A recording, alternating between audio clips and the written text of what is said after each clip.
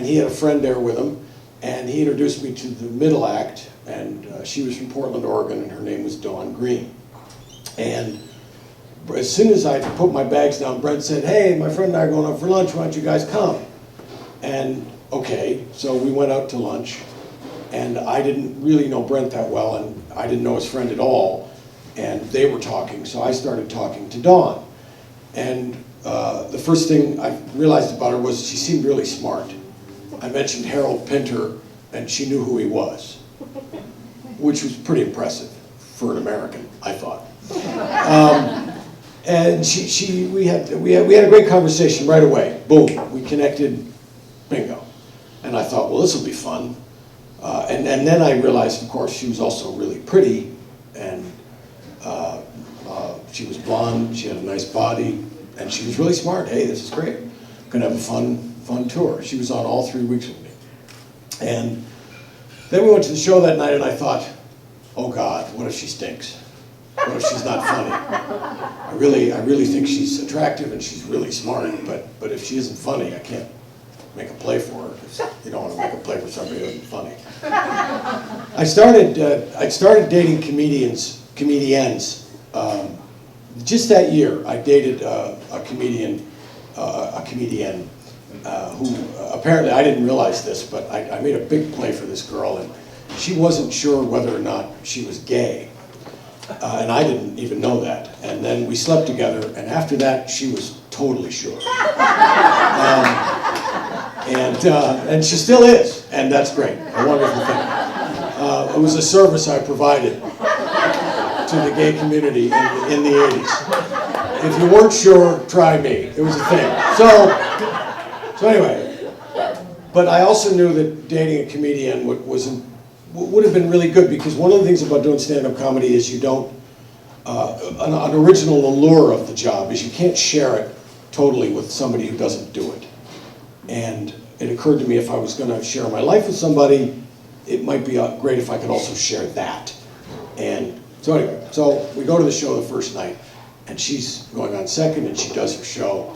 And I thought I was the best fucking comedian who ever walked. I was 28 years old, I was 7.5 years on the job. I thought I was the funniest guy alive. And she came off stage, and I really liked her, and I thought she was pretty funny. But for some reason, I don't know why I did this, she came off and stood next to me and was waiting for me to comment while I was about to be introduced. And I turned to her and I said, you know what your act needs? She said, what? And I said, funnier jokes.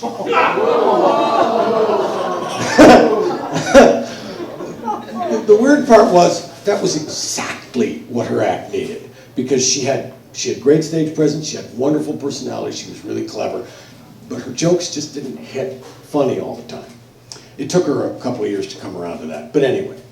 So we did Edmonton, and we clearly liked each other. We connected every day, we would go out to lunch, I was fanatical about going to graveyards then, and I would go to graveyards and take photographs.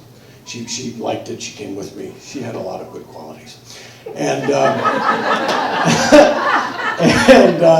we went to Calgary for the second week, and the second week we were in hotel rooms, so I made a much bigger play for her. We were in different hotel rooms, and I showed her my poetry, that was my modus operandi in those days. You get the girl to like, I showed her, no, not this. I showed her my poetry, and I got her to kiss me, and we made out in my room one night, but no, she was not. She stopped it every time, and she later told me she read the poetry and realized we were a lot alike, and that scared her. But I really wanted to sleep with her at this point, but it wasn't happening. And funnily enough, 29 years later, I could say the exact same thing.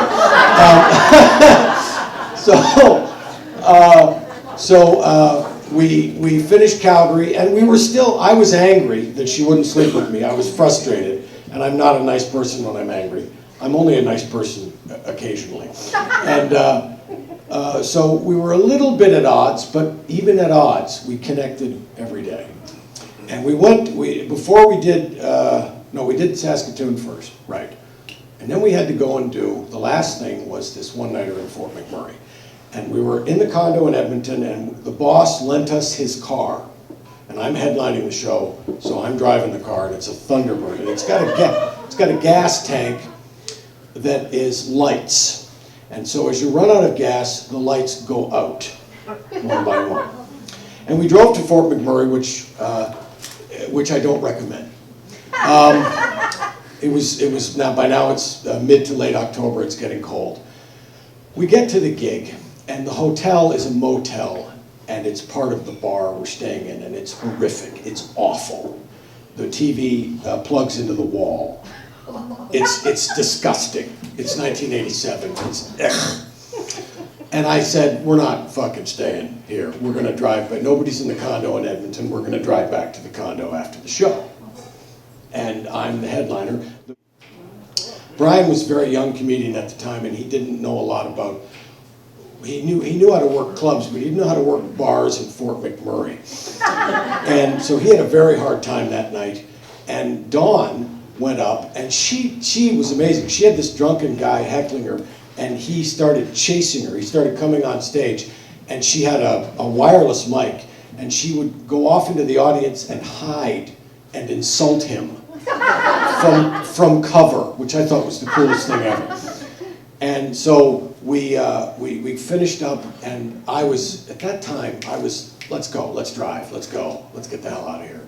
So we popped in the car, filled it up, go. An hour out of Fort McMurray, there's a gas station open, but I just filled up. And surely there are others, surely. There must be others.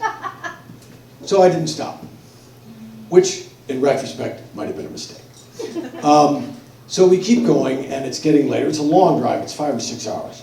And we get to Athabasca, and I've been figuring this destination is gonna be, this will be it, man. There'll be a gas station open in Athabasca, and there's not. So by the time we get to Athabasca, we're running out of gas. And we're in rural Alberta, rural northern Alberta. And it's cold, and there are 3 of us. And I'm a professional, and I'm really pissed at myself because I've made a really stupid mistake here, and she's gonna think I'm a fucking idiot. And I've been trying to sleep with her, and this is stupid. So we're down to 2 lights on the gas tank at the very bottom. And I see a sign that says Rochester, 4 kilometers. So I get off the highway and I go to Rochester, Alberta, which I don't recommend. It is a grain silo, a gas station, a flop house for the socially condemned, which doubles as a bar and a diner for breakfast. It's one street, or it was in 1987. And I park the car in front of the hotel the wrong way, facing the wrong way. And the flop house, it says hotel, but it doesn't appear to be open. The gas station is closed, but there's a house behind the gas station. And it occurs to me, well, I could knock on the door and beg them for gas. But then I remember, okay, you're in Alberta, they'll probably have a gun. It's possible that they don't get a lot of people begging them for gas this late at night. It was 2 or 3 in the morning. So we go into the hotel, which is open, and there's nobody at the desk. And there's a stairway, so we go up the stairs, and there's this sort of sitting area in the middle, and the rooms are around this corridor.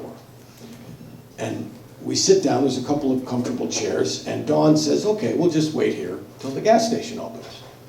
But I'm not satisfied. So I start trying doors. Because it's pretty deserted. I can't imagine every room is occupied.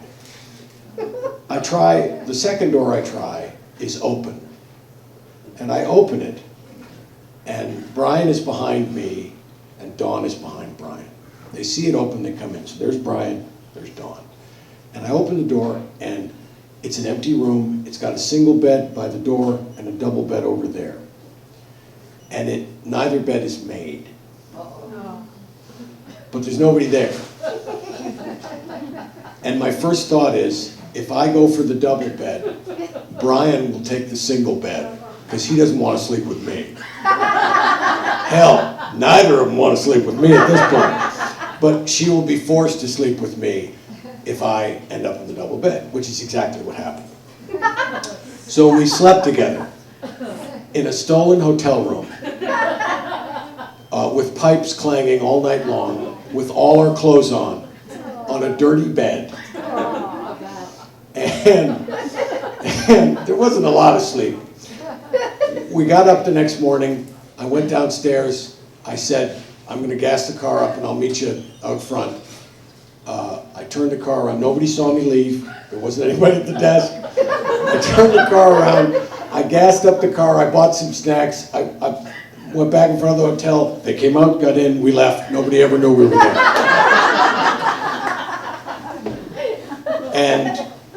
And 2 years later, we were married. But two things. One is, my wife told the story recently to a friend of hers who I'd been on tour with last year.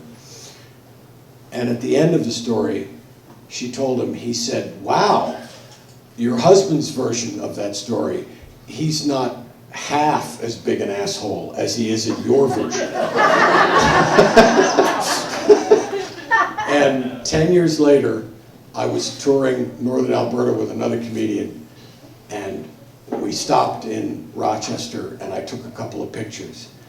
But it really wasn't anything like I remembered it, because it was during the day and I wasn't frightened. And I'm still married to her. We've been married 27 years now. So you know, I tell my daughters, the longer you can go without sleeping with them, you know, the better off the relationship has a shot. So, thanks so much. Thank you.